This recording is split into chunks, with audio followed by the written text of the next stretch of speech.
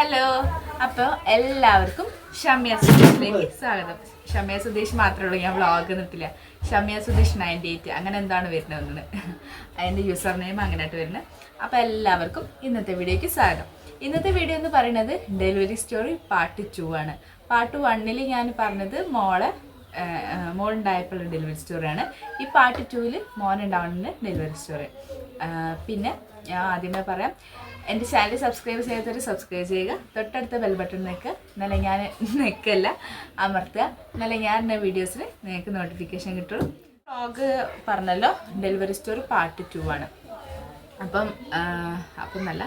അപ്പം മോനുണ്ടായ അവരിതെന്ന് പറയുന്നത് കൊറോണ കഴിഞ്ഞ് കൊറോണത്തെ രണ്ടാമത്തെ ഒരു ഘട്ടം വന്നല്ലോ.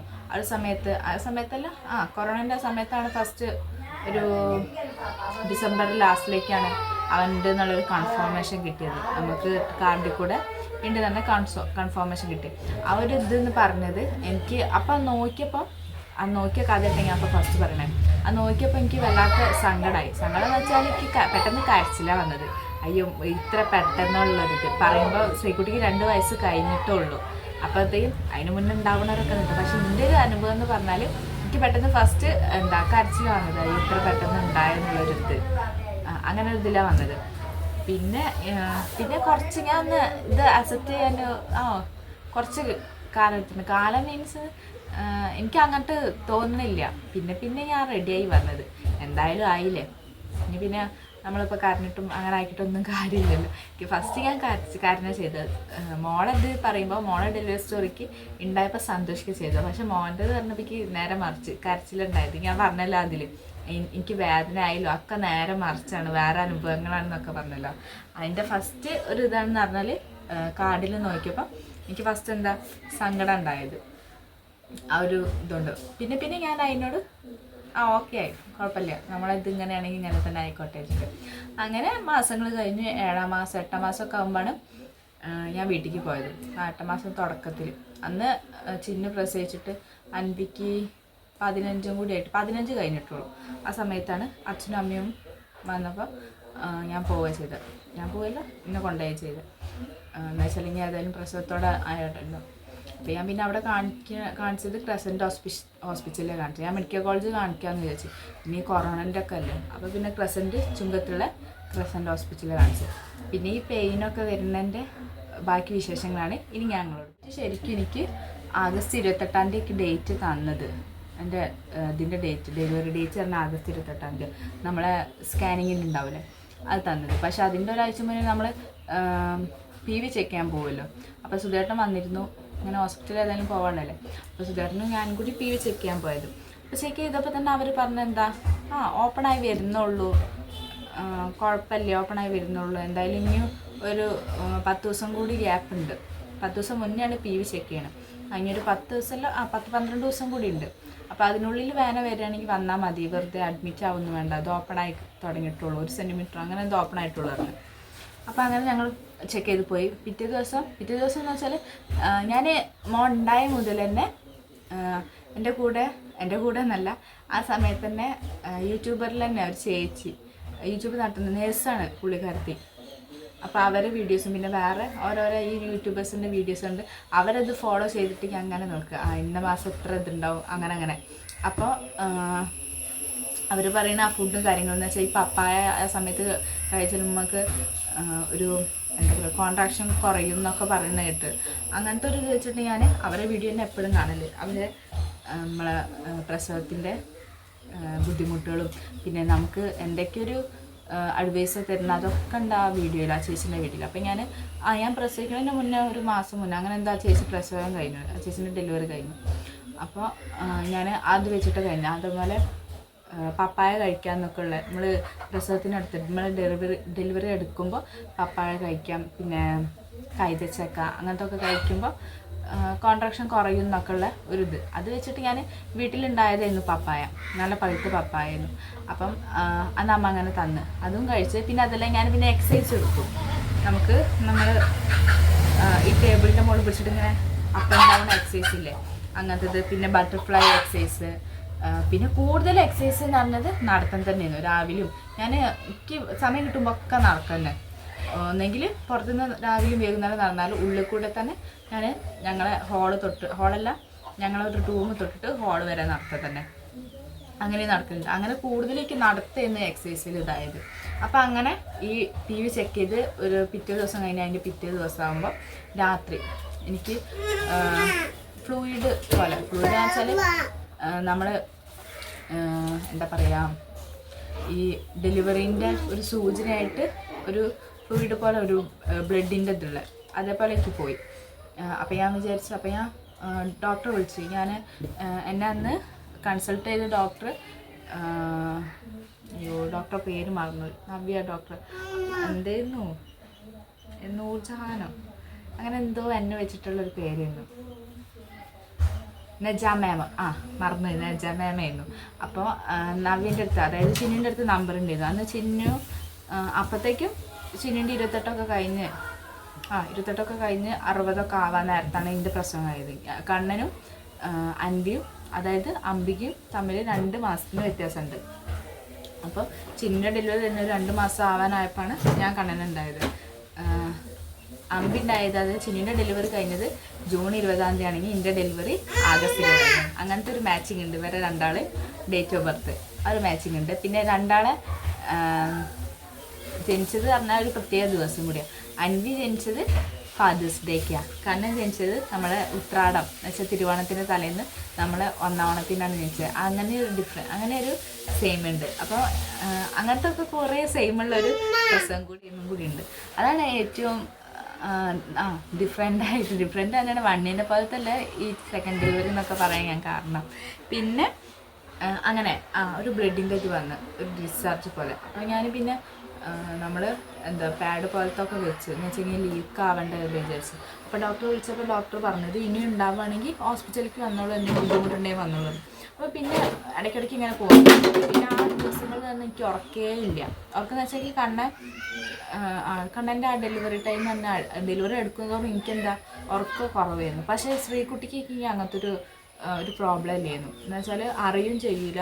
പിന്നെ ഇപ്പോൾ 2ാമത്തെ ഡെലിവറി ആയില്ലേ, പിന്നെ ഓരോരുത്തർ പറഞ്ഞ് കേട്ടുള്ള അറിവ് കൊണ്ട് എനിക്ക് ആ പേടിയാണ് എങ്ങനെയാണെന്നുള്ളതൊക്കെ ഒരു ടെൻഷൻ കൊണ്ട് എനിക്ക് ടെൻഷനായിരുന്നു.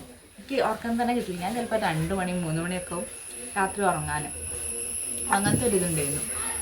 പിന്നെ അത് കഴിഞ്ഞിട്ട് ഈ ഒരു ഇതിൻ്റെ ഇഷ്യൂ എന്ന് വെച്ചാൽ ഈ ഫ്ലൂയിഡ് പോയുണ്ട്. ഫ്ലൂയിഡ് പോയുണ്ട്. പിന്നെ ഡോക്ടർ പറഞ്ഞ് അങ്ങനെ ബുദ്ധിമുട്ടുണ്ടെങ്കിൽ വന്നാൽ മതിയായിരുന്നു. പിന്നെ രാവിലെ ആകുമ്പോൾ ബുദ്ധിമുട്ടില്ല. പിന്നെ ഞാൻ അമ്മയും കൂടി സുധേട്ടൻ പറഞ്ഞാൽ പോയി ഹോസ്പിറ്റലിൽ പോയൊക്കെ ഡോക്ടർ എന്താ പറയുക. അപ്പം ഡോക്ടർ പിന്നെയും PV ചെക്ക് ചെയ്തപ്പം പറഞ്ഞ് ഒന്നും കൂടി ഓപ്പൺ ആയി തുടങ്ങിയാണ്, ചിലപ്പം 2 ദിവസത്തിനുള്ളിൽ ഉണ്ടാവും എന്ന് പറഞ്ഞു നിങ്ങൾക്ക്. അപ്പോൾ 2 ദിവസം കഴിഞ്ഞാൽ ഓണായി. 2 ദിവസം കഴിഞ്ഞാൽ ഓണായി. അപ്പോൾ അതിൻ്റെ ഇതുകൊണ്ട് ഓണത്തിൻ്റെ തലേന്നാണ് ഈ ഒരു സംഭവം. തലേന്ന് രാത്രി ഈ സംഭവം ഉണ്ടായിരുന്നു. പിറ്റേ ദിവസം ഞങ്ങൾ ഹോസ്പിറ്റലിൽ പോയപ്പോൾ ഡോക്ടർ പറയണേ ഓപ്പണായി തുടങ്ങി 2 സെൻറ്റിമീറ്റർ കൂടി ഓപ്പൺ ആയിരുന്നു. ഇപ്പം ഒന്നെങ്കിൽ ചിലപ്പോൾ 2 ദിവസം കൂടെ ഉണ്ടാവും, അല്ലെങ്കിൽ നിങ്ങൾ അഥവാ നേരത്തെ ആക്കണമെങ്കിൽ നാളെ നമുക്ക്, അല്ലെങ്കിൽ നിങ്ങൾ പറയുന്ന ഡേറ്റിന് നമുക്ക് ഇത് ട്രിപ്പ് കയറ്റിയിട്ട് നോക്കാമെന്ന് പറഞ്ഞു. മരുന്ന് വെച്ചിട്ട് നോക്കാമെന്ന് പറഞ്ഞു. ട്രിപ്പ് കയറ്റിയിട്ട് നോക്കാമെന്ന് പറഞ്ഞു.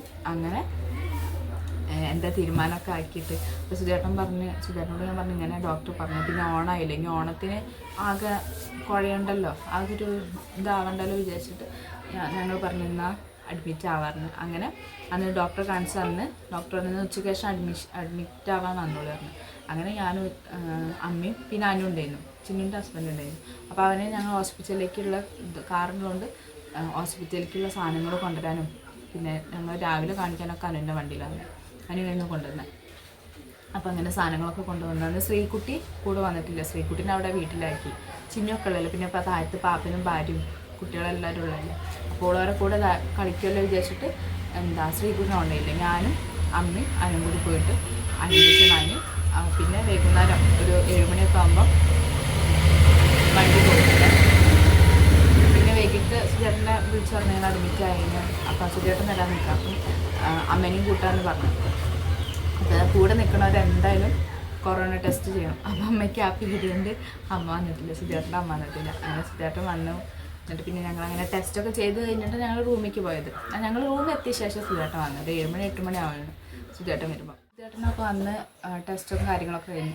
അങ്ങനെ രാത്രി ഫുഡൊക്കെ കഴിച്ച് ഞാൻ ചേട്ടന് പിന്നെ വരാൻ്റെ കൂടെ അങ്ങനെ നടന്ന് അങ്ങനെ ഓരോ വർത്തമാനം പറഞ്ഞ് ഞാൻ നടക്കുകയായിരുന്നു.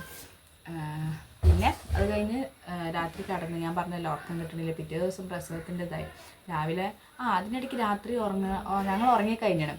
അപ്പോൾ സിസ്റ്റർ വന്ന് വിളിച്ച് ഓപ്പറേഷൻ തിയേറ്ററിലേക്ക്, അതായത് ലേബർ റൂമിലേക്ക് വരാൻ വേണ്ടിയിട്ട്. അങ്ങനെ കുറേ നേരം ഞാൻ ബെഡ് വന്ന് കിടന്ന്. അപ്പോൾ ഡോക്ടർ ഒരു ഡെലിവറി ആയതുകൊണ്ട് അങ്ങോട്ട് പോയിക്കാം. അപ്പോൾ ഇടയ്ക്ക് വന്ന് ഇന്നെ PV ചെക്ക് ചെയ്ത് അപ്പം പറഞ്ഞ് നാളെ എന്തായാലും ട്രിപ്പ് ഇട്ടിട്ട് നമുക്ക് നോക്കാമെന്ന് പറഞ്ഞ് അങ്ങനെ നോക്കാൻ വേണ്ടിയിട്ട് നാളെ പിന്നെ വയറ് കേൾക്കണം എന്ന് പറഞ്ഞ് രാവിലെ വയറ് കേൾക്കാൻ വരും. അപ്പോഴത്തേക്കും ഫുഡൊക്കെ കഴിക്കണം, നേരത്തെ കഴിക്കണം. എന്നിട്ട് വയറ് കേൾക്കിയിട്ട് വേണം ഡ്രസ്സ് ഇട്ടിട്ട് ലേബർ റൂമിലേക്ക് വരണം പറഞ്ഞു. അപ്പോൾ അങ്ങനെ PO ഒക്കെ ചെക്ക് ചെയ്ത് ഞങ്ങൾ അങ്ങനെ വന്ന് കിടന്ന് പിന്നെ വന്ന് കിടന്നു. അപ്പോൾ കിടന്നപ്പോൾ ഞാൻ പറഞ്ഞല്ലോ എനിക്ക് ഉറക്കം കിട്ടണില്ല.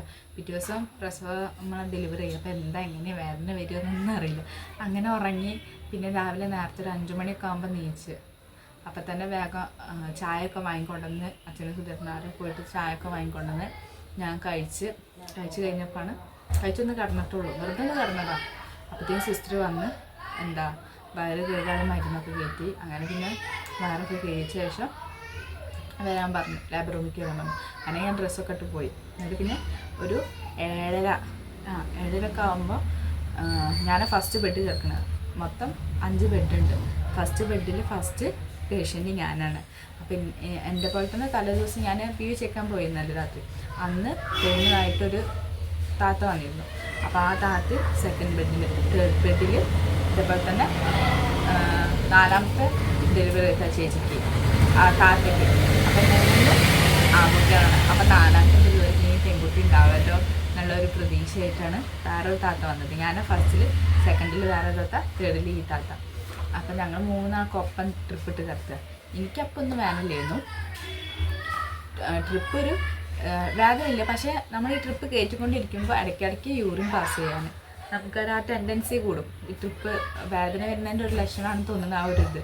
അപ്പോൾ ഞാൻ ഇടയ്ക്കിടയ്ക്ക് ഈ ഒരു നമ്മൾ ട്രിപ്പ് ഇട്ടത് അയച്ചിട്ട് എന്ന് വെച്ചാൽ അതിന് സിസ്റ്ററെ വിളിച്ചിട്ട് അതൊന്ന് റിമൂവ് ചെയ്തിട്ട് ഞാൻ പോയി യൂറിൻ പാസ് ചെയ്യും. അപ്പോഴത്തേക്കും ഞാൻ വെള്ളം കുടിക്കും. പിന്നെയും അമ്മ വന്ന് ചായ വെള്ളം നിന്ന് അത് കുടിക്കും. പിന്നീടും പിന്നെ യൂറിൻ പാസ് ചെയ്യും. അങ്ങനെ ഒരു 10 പ്രാവശ്യം ഇന്നലെ ഞാൻ അങ്ങനെ പോയത്. അത് കഴിഞ്ഞിട്ടാണ് എനിക്ക് പിന്നെ വേദന വരാൻ തുടങ്ങി.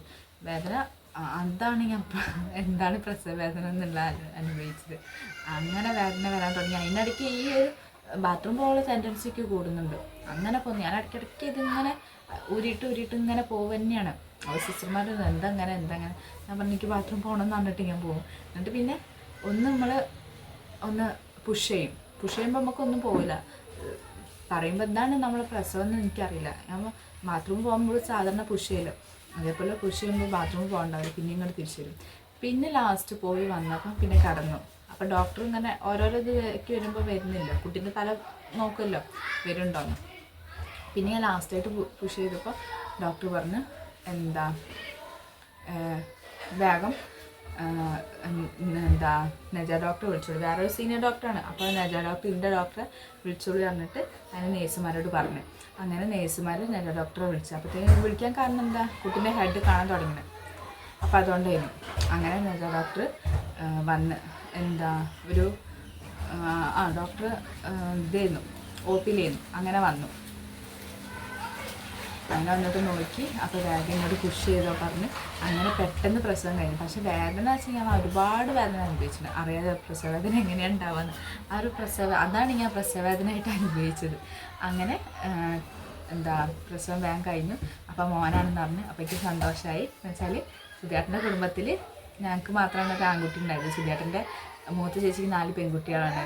അവർക്ക് മക്കളുണ്ടായത് പെൺകുട്ടികളാണ്. പിന്നെ 2ാമത്തെ ചേച്ചിക്ക് 2 പെൺകുട്ടികളാണ്. സുധിയേട്ടൻ്റെ ഏട്ടന് 2 പെൺകുട്ടികളാണ്. ഞങ്ങൾക്ക് ഒരു മോളും ഒരു മോനും. അപ്പോൾ എനിക്ക് അതിയായ സന്തോഷം. എന്നെക്കാളും സന്തോഷമായത് സുധിയേട്ടൻ്റെ അമ്മയ്ക്കും ചേച്ചിമാർക്കും അവർക്കൊക്കെ ആയിരിക്കും അതിയായ സന്തോഷം ഉണ്ടായത്. ആദ്യമായിട്ടൊരു ആൺകുട്ടി ഉണ്ടായല്ലോ എന്നുള്ളൊരിതുണ്ട്. അപ്പോൾ എനിക്ക് സന്തോഷമായി. പിന്നെ അങ്ങനെ എന്നിട്ട് സ്റ്റിച്ചൊക്കെ ഇട്ട് ഡോക്ടർ പറഞ്ഞ് അമ്മനോട് പുറത്ത് പോയി പറഞ്ഞിങ്ങനെ കുട്ടി ആൺകുട്ടി ഉണ്ടായത്. ഡോക്ടറിനെ പോയി പറഞ്ഞത്, സിസ്റ്ററെ വിളിച്ച് പറയിക്കുന്നല്ല, ഡോക്ടറിനെ പോയി പറഞ്ഞ് ഇങ്ങനെ ഷമ്മിക്ക് മോനാണെന്നൊക്കെ പറഞ്ഞത്. അങ്ങനെ അത് കഴിഞ്ഞിട്ട് ആ അതിനായിട്ട് സുധേട്ടൻ വേറെ കോളിലാണ്. സുധേട്ടൻ മോനെ കണ്ടില്ല, പുറത്ത് മോനെ കൊണ്ടുവന്നപ്പോൾ മോനെ കണ്ടില്ല. സുധേട്ടൻ അപ്പം എന്തോ ആരോ കോളിലായിട്ട് അങ്ങനെ കോൾ ചെയ്ത് പോയി. പിന്നെ സുധേട്ടൻ വരുമ്പോഴേക്കും അമ്മ വിളിച്ച് സുധേട്ടൻ വരുമ്പോഴേക്കും മോനെ കൊണ്ടുപോയി. പിന്നെ എന്താ ഞാൻ റൂമിലെത്തിയ ശേഷമാണ് മോനെ കാണുന്നത് സുധേട്ടൻ. അതങ്ങനെ കഴിഞ്ഞ് സ്റ്റിച്ചൊക്കെ ഇതാക്കി. പിന്നെ നമ്മൾ ഡെലിവറി കഴിഞ്ഞാലും ഗ്ലൂക്കോസ് ഇട്ട് കിടക്കുമല്ലോ, അങ്ങനെ ഗ്ലൂക്കോസ് ഇട്ട് കിടന്ന് പിന്നെ നമ്മൾ വയറ് ഉള്ളിലൊക്കെ ക്ലീനാക്കി എന്നുവെച്ചാൽ മറുപിള്ളേ അതൊക്കെ ഇതാക്കി. പിന്നെയും ബ്ലഡ് കുറയണ്ട, അതൊക്കെ പിന്നെ ഒക്കെ നല്ല ക്ലീനാക്കിയിട്ട് പിന്നെ ഗ്ലൂക്കോസ് ഇട്ട് വേറൊരു ബെഡ് മിക്കുക. ഒരു തറ്റത്തെ റൂമിൻ്റെ ആ ലാബ് റൂമിൻ്റെ തറ്റത്തുണ്ട് വേറൊരു ബെഡ്. അപ്പോൾ ആ ബെഡിലേക്ക് ഗ്ലൂക്കോസ് ഇട്ടിട്ട് അപ്പോൾ എൻ്റെ പ്രസവം കഴിഞ്ഞിട്ട് കൂടെ ഉള്ളവരതൊന്നും കഴിക്കില്ല. അവർ എത്രയോ നേരമായിട്ട് വേദന അനുഭവിച്ച് ഇങ്ങനെ കിടക്കുക. എനിക്കാണെങ്കിൽ പെട്ടെന്ന് വേദന വരും ചെയ്ത്, വേദന വെച്ചാൽ വേഗം വന്നും ചെയ്ത് 1 മണിക്കൂർ 1.5 മണിക്കൂർ ഞാൻ വേദന ഇതായിരുന്നു. 1.5 മണിക്കൂറല്ല അതിലേറെ. പക്ഷെ ആ വേദന വന്നും ചെയ്ത് ഞാൻ പ്രസവം കഴിയുകയും ചെയ്തു. എന്നെക്കാളും വേദന കൂടുതൽ അനുഭവിച്ചൊരു അപ്പോഴും പ്രസവിച്ചിട്ടില്ല. എന്നിട്ട് അങ്ങനെ കഴിഞ്ഞ് പിന്നെ വാഷൊക്കെ ചെയ്ത് ഇതൊക്കെ റിമൂവ് ചെയ്തിട്ട് അവർ വാഷൊക്കെ വാഷ് ചെയ്തിട്ട് പിന്നെ വീൽചെയറിലേക്ക് റൂമിലേക്കാക്കി. അങ്ങനെ റൂമിലേക്കാക്കിയ ശേഷമാണ് റൂമിലേക്കാക്കി ഞാനൊന്ന് സെറ്റിലായ ശേഷമാണ് പിന്നെ കുട്ടീനെ കൊണ്ടുവരുന്നത്. അപ്പോഴാണ് സുധേട്ടൻ കാണുന്നത്, കുട്ടീനെ കാണുന്നത്. എന്ന് വെച്ചാൽ അതിന് മുന്നേ കൊണ്ടുവന്നപ്പോൾ സുധേട്ടൻ എന്തോ കോളിൽ ആരോ ഇങ്ങനെ പണീൻ്റെ ആവശ്യത്തിന് എന്തിനോ വിളിച്ചപ്പോൾ പോയതാണ് ആ ലാബ് റൂമിൽ. അത് വരെ ഉണ്ടായിരുന്നു. ആ ഒരു സിറ്റുവേഷനിൽ പോയതാണ്. അപ്പോൾ വിളിച്ചപ്പോൾ എത്താനായപ്പോഴത്തേക്കും അവർ കുട്ടീനെ കൊണ്ടുപോയി ചെയ്തു. അങ്ങനെ അവർക്ക് കുട്ടീൻ്റെ ടെസ്റ്റൊക്കെ കഴിയുമല്ലോ. അത് കഴിഞ്ഞിട്ടാണ് റൂമിലേക്ക് കുട്ടീനായിട്ട് വന്നത്. നമ്മൾ ECG ഒക്കെ അല്ല മറ്റേ ഫസ്റ്റത്തെ ഇഞ്ചക്ഷൻ എന്തായിരുന്നു മറന്നുപോയി, അതൊക്കെ എടുത്ത ശേഷമാണ് കുട്ടീനെ കൊണ്ടുവന്നത്. യാതൊരുവിധ ഇതൊന്നും ഇല്ലല്ലോ, ഒരു പ്രശ്നമില്ലല്ലോ ഒക്കെ നോക്കിയിട്ടാണ്. ന്യൂ ബോൺ ബേബി അല്ലേ, അപ്പോൾ അവൻ്റേതായ ടെസ്റ്റുകളൊക്കെ കഴിച്ചിട്ടാണ് പിന്നെ കുട്ടീനെ നമുക്ക് തരുന്നത്. അങ്ങനെ പിന്നെ റൂമിലേക്ക് വന്ന് അങ്ങനെ എല്ലാവരും ഓരോരുത്തരായിട്ട് വന്ന് രാവിലെ എന്ന് വെച്ചിട്ട് 10:30 ആണ് എൻ്റെ ഡെലിവറി കഴിഞ്ഞപ്പം. അതിന് ശേഷം ഉച്ചയ്ക്ക് അമ്മൂമ്മയും അങ്ങനെ ഓരോരുത്തർ വന്ന് കുട്ടീനെ കണ്ട്. പിറ്റേ ദിവസമാണ് ഓണം. ഞാൻ പറഞ്ഞല്ലോ ഓണത്തിൻ്റെ തലേ ദിവസമാണ്, ഉത്രാടത്തിൻ്റെ അന്നാണ് മോനെ തരുന്നത്. അപ്പോൾ ഒരു സന്തോഷം അതും കൂടി, ഓണത്തിൻ്റെ ഇതും കൂടിയാണല്ലോ. പിന്നെ എല്ലാവർക്കും പൊതുവെയുള്ള സന്തോഷം എന്ന് വെച്ചാൽ ആദ്യമായിട്ടുള്ള ആൺകുട്ടിയാണല്ലോ ഈ തറവാട്ടിക്ക്, അങ്ങനെ വേറെ സന്തോഷം. അപ്പം ഞാനതാ പറഞ്ഞത്, ശ്രീക്കുട്ടിൻ്റെ ഡെലിവറി സ്റ്റോറി പോലെയല്ല കണ്ണനുണ്ടായ ഡെലിവറി സ്റ്റോറി വ്യത്യാസമുണ്ട്. പിന്നെ ഇത് ഞാൻ ചുരുക്കി പറഞ്ഞിട്ടുള്ളൂ. അതിൻ്റെ ഇടയ്ക്ക് ഭാഗങ്ങളൊക്കെ ചെറുതൊക്കെ വിട്ടിന്, അതൊക്കെ പറഞ്ഞ് വലിയൊരു കഥയാക്കണ്ടല്ലോ ചോദിച്ചാൽ ചുരുക്കി പറഞ്ഞിട്ടുള്ളൂ. അപ്പം ഇന്നത്തെ വീഡിയോ എത്രേ ഉള്ളൂ, ഡെലിവറി സ്റ്റോറി പാർട്ട് 2.